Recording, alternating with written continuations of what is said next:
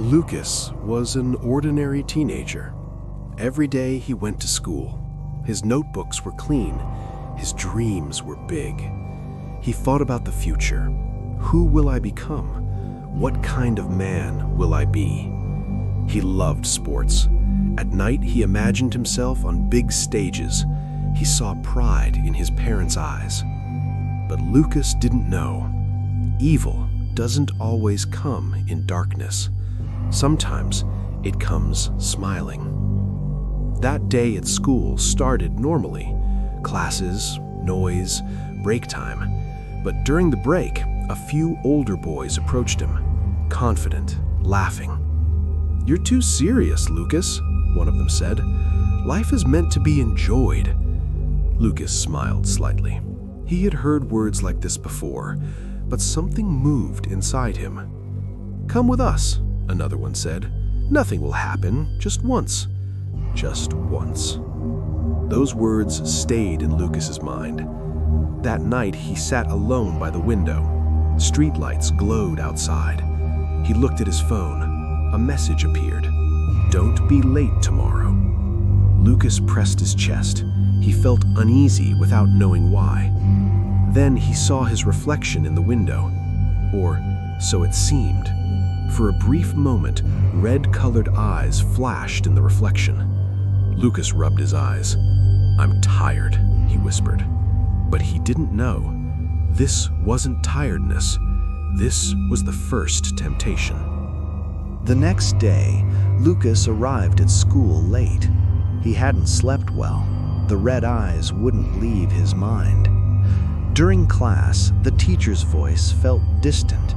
Words entered his ears but never reached him. He stared out the window. Break time came. The boys from yesterday were there again, as if they were waiting for him. "There's our star," one of them laughed. "Thought about yesterday?" another asked. "Still scared?" Lucas shrugged. "I don't know," he said. "I don't think this is for me." They laughed, but it wasn't warm. "Look," one said, "do you think you're smarter than everyone else? Everyone tries it. You're human too." Lucas stayed silent. Then he felt something, as if someone was standing behind him. He slowly turned his head. No one, but a very soft, almost invisible voice whispered into his ear, "Just once." Lucas flinched. "Hear that?" one of the boys laughed. "Sounds like you want it yourself." His heart began to race. They left the schoolyard and stopped somewhere quiet, away from people.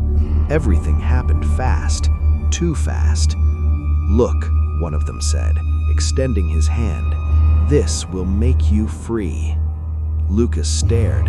For a moment, it felt like he was watching himself from above, as if it wasn't him making the choice. Then his shadow on the ground moved unnaturally. The shadow had horns, red. Lucas closed his eyes and reached out his hand. At that moment, a laugh echoed near his ear, low, mocking, cold. "Excellent choice," the voice whispered. Lucas didn't know he had heard it, but the red devil did. At first, nothing seemed to change. Lucas woke up, went to school, laughed, talked. "See," he told himself, "nothing happened." But as days passed, small things began to disappear. He sat in class, but his notebook stayed empty. The teacher spoke, yet the words felt like they hit a wall and fell back. At home, he became irritable. "What's wrong with you?" his mother asked one day. "Nothing," Lucas replied, avoiding her eyes. He didn't know when he started waiting again, staring at his phone, waiting for a message. When it came, his heart raced. Meetings became secret. Places became darker.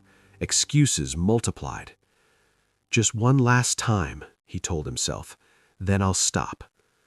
But last time was never the last. One day, he looked into the mirror. Dark circles under his eyes, exhaustion on his face. He barely recognized himself. Then the reflection moved a second late. Lucas froze. The reflection smiled at him. It wasn't warm. It was cold, mocking, hollow. "You thought you were strong," a voice spoke from the reflection. "I simply waited." Lucas turned around. No one was there, but the room's light flickered red. Shadows stretched along the walls. Their shapes were not human. "I'm in control," Lucas whispered, trembling. "I can stop whenever I want." An answer came, very close to his ear. "Of course," the voice said. "Just not yet." Lucas sank down. His breathing tightened. He didn't know when he had fallen, but he could feel it now. He was already going down. Lucas opened his eyes. The place was unfamiliar. A narrow room, cracked walls, heavy air. He tried to move. His hands were bound. His breathing sped up. His heart pounded. "Where am I?" he whispered. Then he heard a laugh. Slow, drawn out, mocking. "Finally awake?"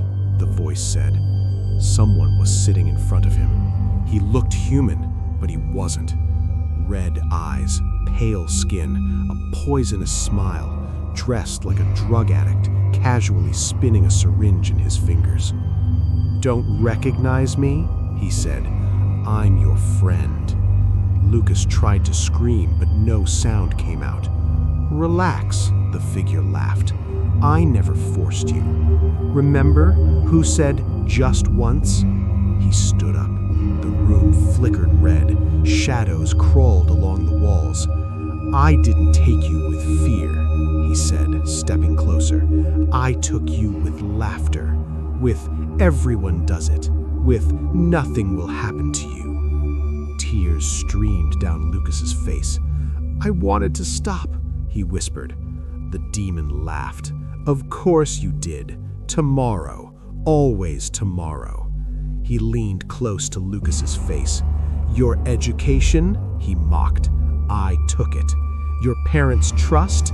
I broke it. Your dreams? I killed them slowly." Lucas sobbed. "Why?" he cried. "Why me?" The red devil tilted his head. "Because you were pure," he said calmly, "and corrupting the pure is my favorite." He stepped back. Red smoke surrounded him as his body revealed its true form. Horns, endless shadows, blood-colored eyes. "Do you know who you are now?" he said. "You're nobody." Lucas clutched his chest. Pain crushed him. "I made a mistake," he cried. "Please!"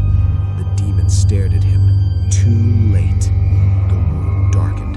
The laughter returned. And inside that laughter, Lucas screamed through tears. "Forgive me, my God!" The darkness broke. Lucas woke up gasping for air. He was in his bed. Cold sweat ran down his face. His shirt was soaked. His heart was still pounding, as if he were still tied in that room. Silence. Morning light came through the window. The soft ticking of a clock filled the room. He looked at his hands. No ropes. Slowly, Lucas sat up. His legs trembled. His room, his school bag, his notebooks, everything was normal. "It was a dream," he whispered, but his heart didn't believe it. He walked to the mirror. His eyes were red. Fear was still written on his face. As he stared at himself, he suddenly heard that voice, faint and close to his ear. "Next time, it won't be a dream." Lucas turned around. Nothing. He dropped to his knees, covering his face. "Forgive me, my God," he cried. "Give me one more chance."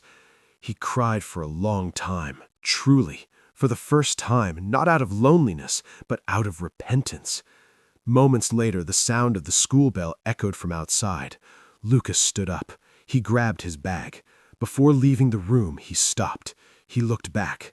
The room was silent, but in the corner, within the shadows, red eyes seemed to flash for just a second. Lucas closed the door and walked away, because he knew Some temptations come in dreams, but the choice is made while awake.